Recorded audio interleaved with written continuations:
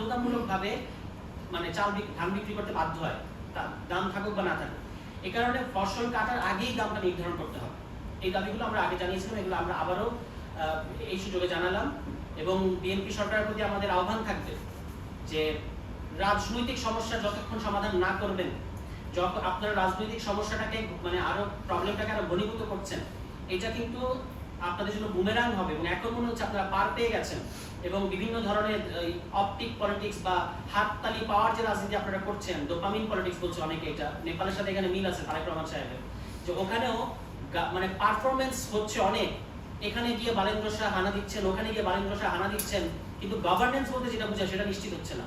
তো পারফরমেন্স যে গভর্নেন্স না, এটা তারেক রহমানকে বুঝতে হবে। আপনি অনেক পারফর্ম করছেন, কিন্তু এই পারফর্ম কিন্তু আপনাকে দিন শেষে মানে কোথাও নিয়ে যাবে না। আপনাকে গভর্নেন্স নিশ্চিত করতে হবে। গভর্নেন্স নিশ্চিত করার জন্য রাজনৈতিক যে সংস্কার, এই পুরো আমাদের গণতান্ত্রিক যে সংস্কারটা আপনি এখনো করেন নাই, এবং যার কারণে এই অর্থনৈতিক সংকটটা আরো ঘনীভূত হচ্ছে, নতুন নতুন গরিব তৈরি হচ্ছে। আপনার এই যে সামান্তা মোহাম্মদপুরের দিকে অনেক বিভিন্ন কর্মসূচিতে যায়, মোহাম্মদপুরের যে কৃষি মার্কেট, সেখানে আপনারা খোঁজ নেন, চালের দাম বেড়ে গেছে। পাঞ্জাবের জগতে একটি বিশ্বস্ত নাম শাবাব এথনিক ওয়্যার।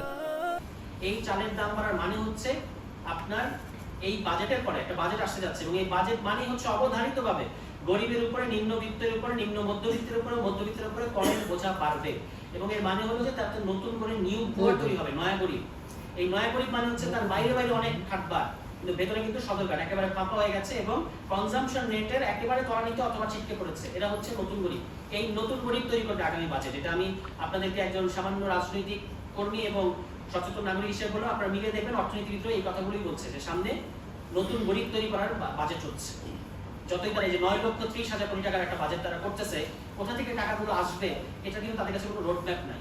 শুধু মানে এই যে ঝা চকচক চেহারা দিয়ে আমাদের অর্থমন্ত্রী যেগুলো বলছেন, এটা বলে কিন্তু সমস্যা সমাধান করা যাবে না। এবং এখানে শুধু ব্যবসায়ীদেরকে তারা নানা ধরনের সুযোগ সুবিধা দিচ্ছে, আর মানুষের কাছ থেকে কিভাবে একই মানুষের কাছ থেকে যে বিদ্যুতের দাম বাড়ানো হয়েছে, জ্বালানির দাম বাড়ানো হয়েছে, জ্বালানি ক্রয় থেকে শুরু করে পাইকারি সরবরাহ থেকে শুরু করে বিদ্যুৎ বিক্রি থেকে শুরু করে 2-3 দফায় একই ব্যক্তিকে বারবার আপনার বিদ্যুতের মানে ওই যেটাকে বলে যে ভ্যাট ট্যাক্স, এগুলো দিতে হচ্ছে একাধিকবার। এখানে এটা আলটিমেটলি যেটা হবে, আমাদের মানুষের ক্রয় ক্ষমতা আরো কমবে এবং মূল্যস্ফীতি মানে বেড়েই যাচ্ছে, আরো বাড়বে।